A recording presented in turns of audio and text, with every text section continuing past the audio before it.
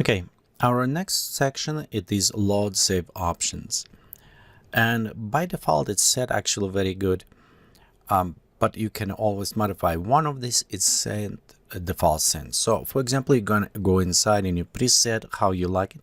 You can click button set default sense. In this case, it will save the settings, and next time when you open, it will used as default sense on application. Save configurations on an exit. This is if you do any modifications and this button is enabled, a checkbox. When you save it and you reopen, your presets will be or settings like position of windows and other things will be saved. If you don't, if you disable, then it will reset to latest saved configuration. So we have it save since in small pictures of last render. This does help when you're going in a browser and you go over your scene. You can have this small preview, so you will probably want to keep it this. Make backup versions. Each time when you save, it's create backup so you can roll back. Currently set up to 20, and I found most time 20 will work, but if you think you have too many versions, you can enable disable. As well, will also apply with the after savings, and you can enable after save automatically 5 minutes and maximum after save 10. So for example, if I set every 5 minutes wherever I'm working, it will save it.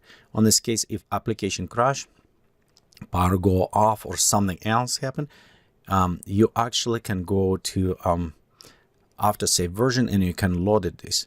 Also, it's helpful if, for example, you did something modify and for some reason you cannot find what you did it, you can go to after save. But remember, if with after save, it's saved after every 5 minutes. So for example, if you go like after 2 hours, most likely that will be already overwritten. So you want to use your backup since when you save it.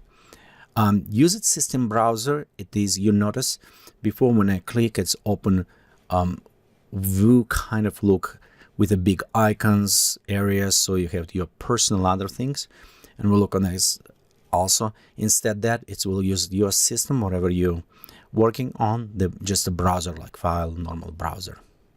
Okay, undo redo options will allow you simple forward how many operations you can be undone at a time. Of 5, sometimes I found it's too small, we can go to the 10, and it's using Control Z. Remember, this is edge operation, it will take memory.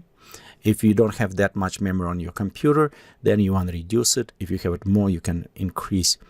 And keep history of operations till system resources drop below 25%. It's again, it depends on your system, you can have it more or less. 25 will be enough, but I have a 10 reduced, so doubling, that should be nice option.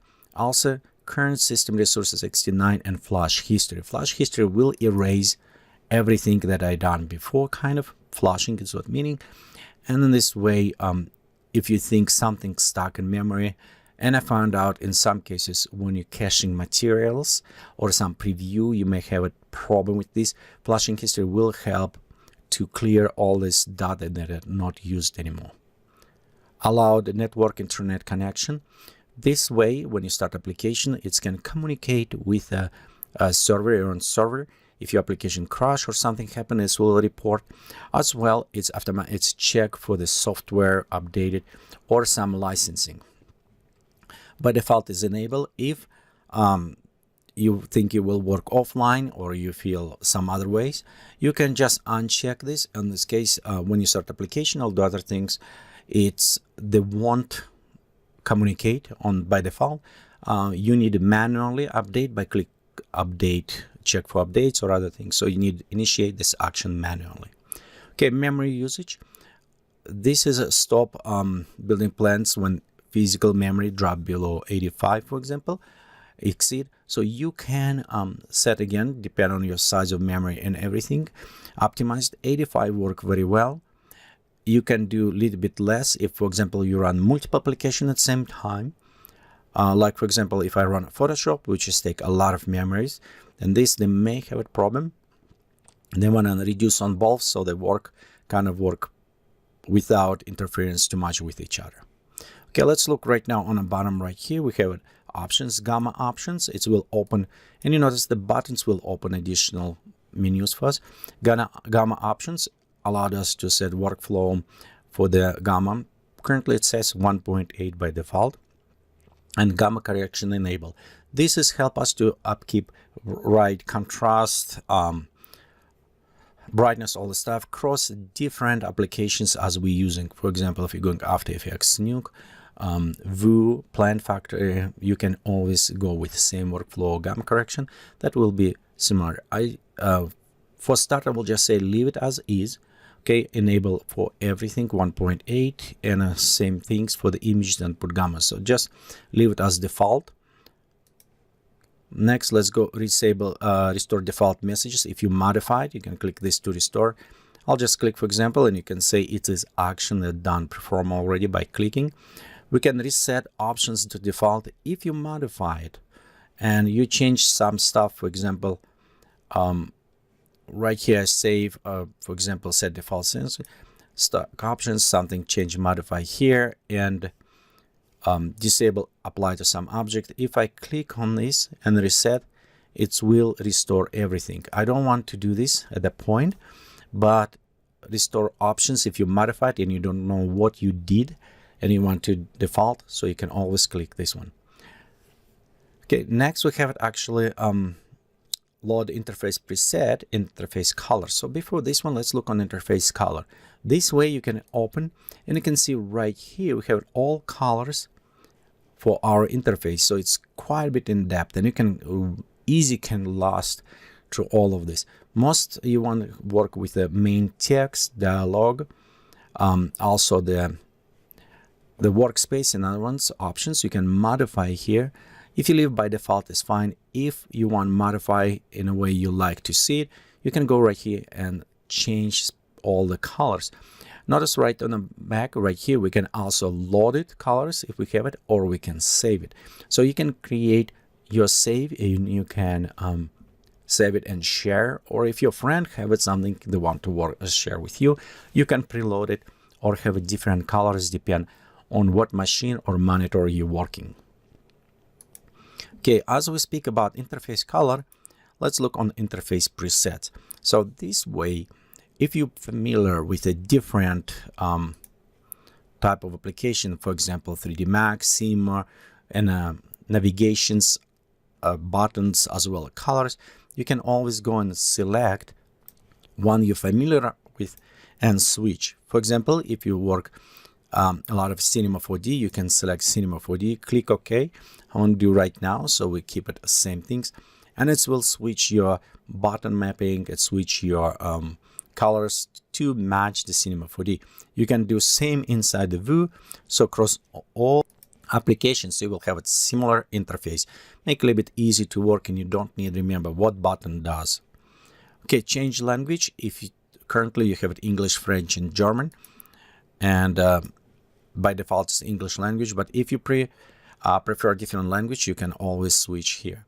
Okay, operations, we kind of short look on this, and you can see right here before we jump in our default keyboard shortcuts, you can see on the right side we have a place where we store our configuration files.